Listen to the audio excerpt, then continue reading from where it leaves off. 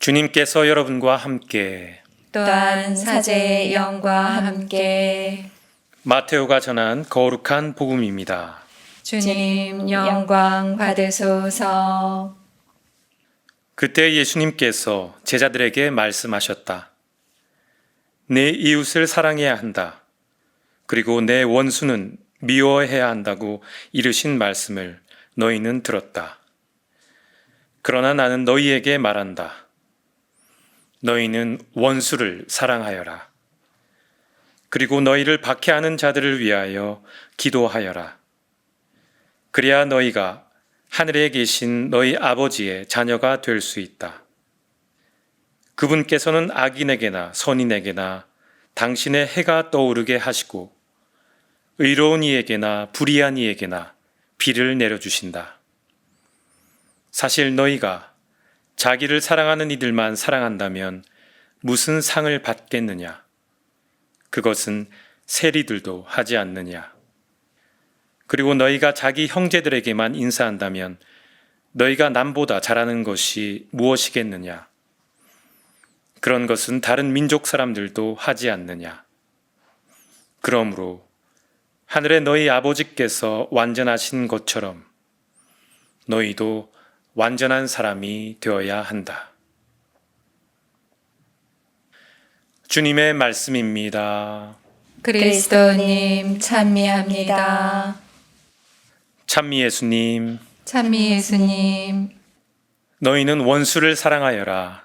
너희를 박해하는 자들을 위하여 기도하여라. 평소 우리 주위의 이웃과의 관계를 살펴보면 우리 자신과 관계가 원만한 이들도 있지만 특히 유난히 뭔가 부딪히고 껄끄러운 이들도 분명히 있습니다. 꼭 이들을 원수라고 부르지 않더라도 관계가 원만치 않은 이들, 특히 그들에 대한 감정이 해소되지 않으면 사실 그들을 위해 기도하는 것조차 쉽지 않습니다. 하지만 오늘 주님은 우리를 박해하는 이들을 위해 기도하라고 초대하십니다. 그래야 하느님의 자녀가 될 수 있다고 말씀하십니다. 동태복수법, 고대 사회에서 적용되는 이 법은 눈에는 눈, 이에는 이, 상대가 자신에게 피해를 입히거나 상처를 준다면 똑같이 되갚아 줘야 한다는 규범입니다.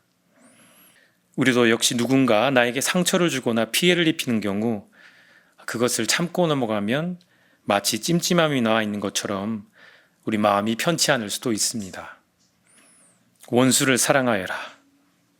그럼 원수는 과연 누구이며 어떤 사람일까요? 우리 주위에 존재하는 이 껄끄러운 이들, 관계가 좋지 않은 이들을 한번 떠올려 봅시다. 가만히 우리 자신과의 관계 외에 다른 이들과의 관계를 살펴보면 사실 사람 자체가 완전히 악한 이들은 거의 없다고 생각됩니다.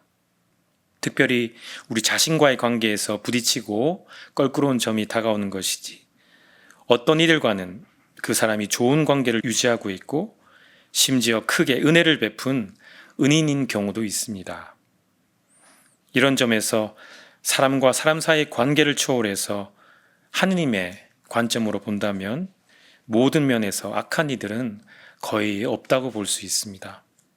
그럼에도 우리 자신과 그 사람과의 고유하고 특별한 관계에서 여전히 다가서기 어렵고 풀기 어려운 상황에 놓여 있다면 다시금 주님께서 오늘 말씀하신 이 구절을 되새기며 잠시 머물러 보시면 어떨까요?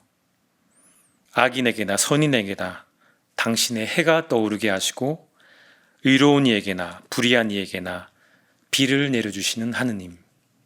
하느님께서 우리 자신을 향한 시선만이 아니라 관계를 풀기 어려운 저 사람에게도 과연 어떤 눈길을 보내시고 바라보시는지 한번 머물러 보시면 좋겠습니다. 하느님의 눈을 담고자 청했던 모범은 바로 예수님께서 보여주셨습니다.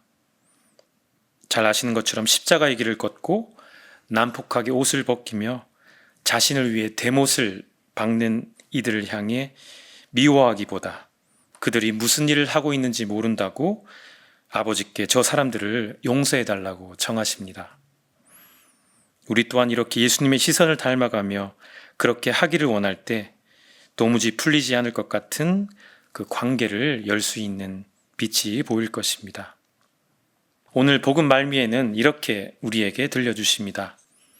하늘의 너희 아버지께서 완전하신 것처럼 너희도 완전한 사람이 되어야 한다. 완전한 사람이 되는 것, 자칫 모든 것에 완벽해야 한다는 것, 하나도 오점이 없어야 하는 것으로 오해되지는 말아야 합니다. 이 완덕을 추구한다는 것은 모든 것에 있어서 완전함을 지니면서 실수가 없는 완벽함의 상태가 아니라 하느님 앞에서 진솔한 마음으로 고백하며 모든 면에서 예수님처럼 닮아가고자 하는 마음이 아닐까요? 이 성덕에 관해서 프란치스코 교황님은 지난 2018년 발표한 교황 권고 기뻐하고 즐거워하여라 에서 이렇게 말씀하십니다. 성덕은 우리가 받은 선물입니다.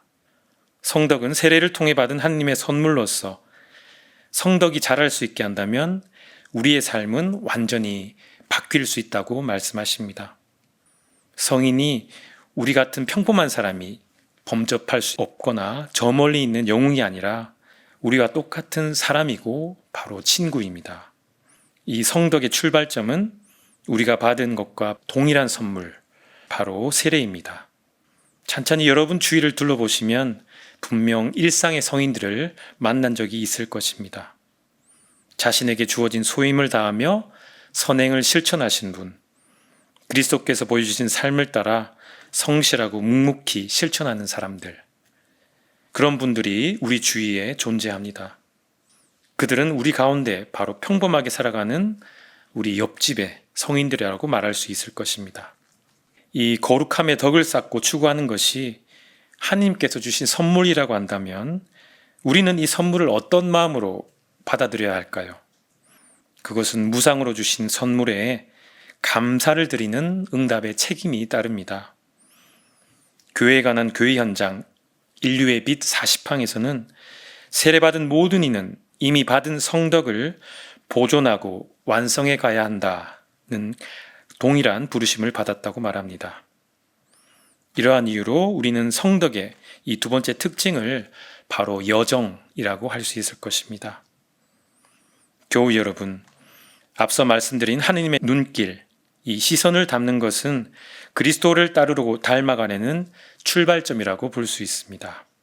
그리하여 우리가 일상에서 만나는 옆집의 성인들과 하나 되어 우리는 함께 나아가는 것입니다. 오늘날 세계교회는 바로 이 시노드, 함께 걸어가는 교회를 지향하고 있습니다. 우리가 받은 소중한 신앙, 여러분들의 그 세례를 통한 선물을 잘 기억하시기 바랍니다. 우리는 각자의 자리에서 거룩함으로 초대받았습니다. 함께 가는 여정 속에서 서로를 위해서, 특히 우리 주변 세상 곳곳에서 가장 소외되고 약한 이들을 위해 기도해주고 사랑의 손길을 내밀 수 있는 총을 미사 가운데 정하도록 합시다.